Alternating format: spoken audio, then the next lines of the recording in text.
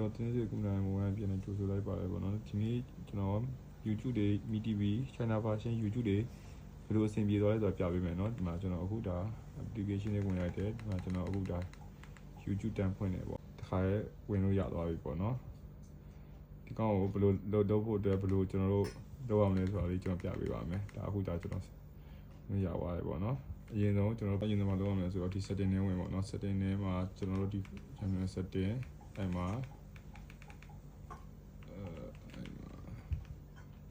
channel setting နဲ့မှာ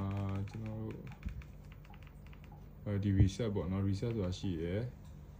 အဲ့ reset ထဲမှာကျွန်တော်တို့ဒီဟာကိုရွေးပေးရမယ်ပေါ့ delete ကိုရွေးပြီးတော့ဒီ reset ကိုလုပ်လိုက်ပေါ့နော်လုပ်လိုက်မယ်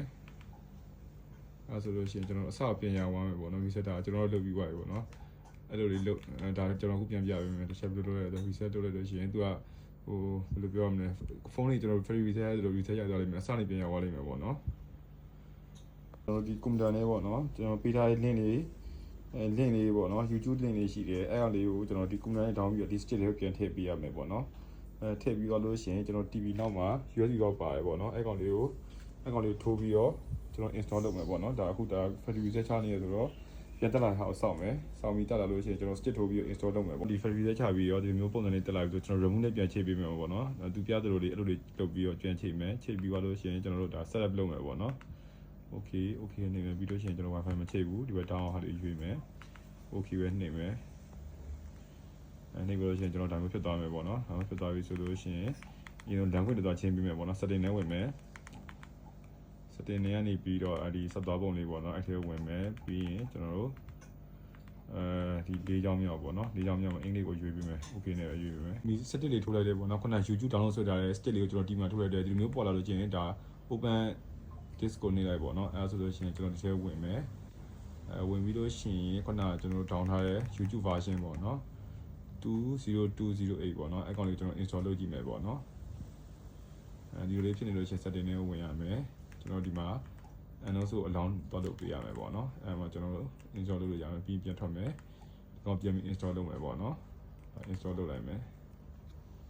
ဆိုလို့ရှိရင်ကျွန်တော်ဒီကောင်လေး install လုပ်တာပြီးသွားပြီပေါ့နော်ဒီ version လေးအဲ့ဒါတန်းကိုနှိပ်လိုက်မယ်နှိပ်ပြီးတော့ကျွန်တော်ပြန်ထွက်ကြည့်မယ်ပေါ့နော်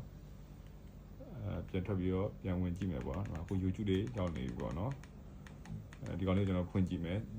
ဒါဆိုလို့ရှိရင်ကျွန်တော်ဘာမှလုပ်စရာမလိုတော့ဘူးဟိုinstall လုပ်လည်းမတောင်းတော့တစ်ခါတည်းတန်းဝင်သွားပြီပေါ့နော် YouTube ကိုဒီကောင်ကကျွန်တော် processor ဝင်ရခြင်းဖြစ်တဲ့အတွက်ကြောင့်မလို့သူကအကောင့်လေးတော့ဝင်ရလိမ့်မယ်ဗျကျွန်တော်တို့ Gmail ပေါ့နော် Gmail နဲ့အကောင့်ဝင်ရလိမ့်မယ်ဒါလေးကိုကျွန်တော်တို့အကောင့်ကိုမှရှိတဲ့ Gmail လေးနဲ့ဝင်ပေးရမယ်ပေါ့နော်ဒါမှမဟုတ်လည်း